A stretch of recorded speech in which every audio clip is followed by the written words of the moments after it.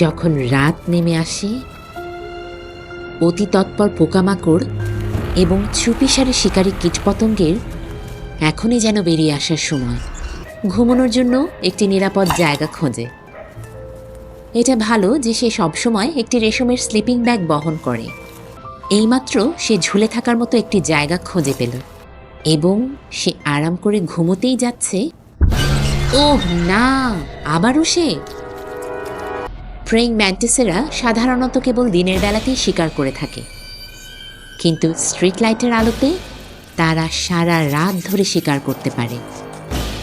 সেই রেশমের পর্দার আড়ালে থেকে সে যেন এই দুঃস্বপ্নটাকে এড়িয়ে যাওয়ার চেষ্টা করে। ঘুমানোর সময় আমাদের মতোই জাম্পিং স্পাইডারদের মস্তিষ্কেও কার্যকলাপ লক্ষ্য করা যায়। তাহলে মাকড়সারা যদি স্বপ্ন দেখতে পারে, তারা স্বপ্নে কি দেখে?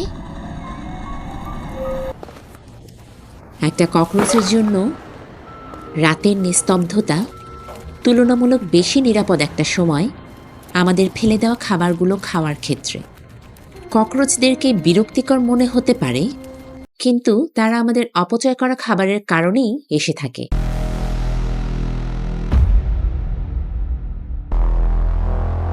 এবং তাদের টিকে থাকার কৌশলকে প্রশংসা করতেই হয়।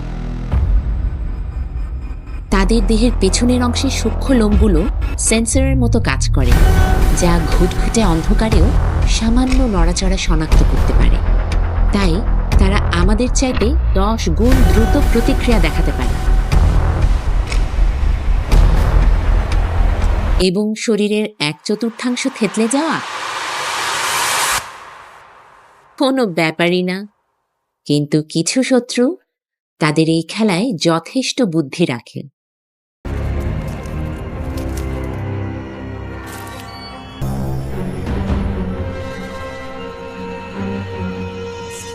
একদম স্থির থেকে ককরোচের মোশন ডিটেক্টরগুলোকে বিভ্রান্ত করতে পারে। ম্যান্টিসেরা শিকারকে তাদের কাছে আসতে দেয়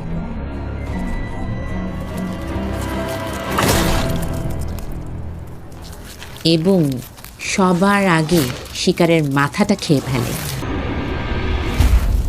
শিরশ্ছেদ।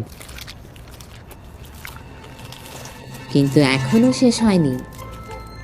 ককরোচের শ্বাস প্রশ্বাসের জন্য কোনো মুখের প্রয়োজন হয় না এবং তাদের দেহের ভেতরেই ব্যাকআপ ব্রেইন থাকে, তাই এটি 1 সপ্তাহ পর্যন্ত হামাগুড়ি দিয়ে চলতে পারে।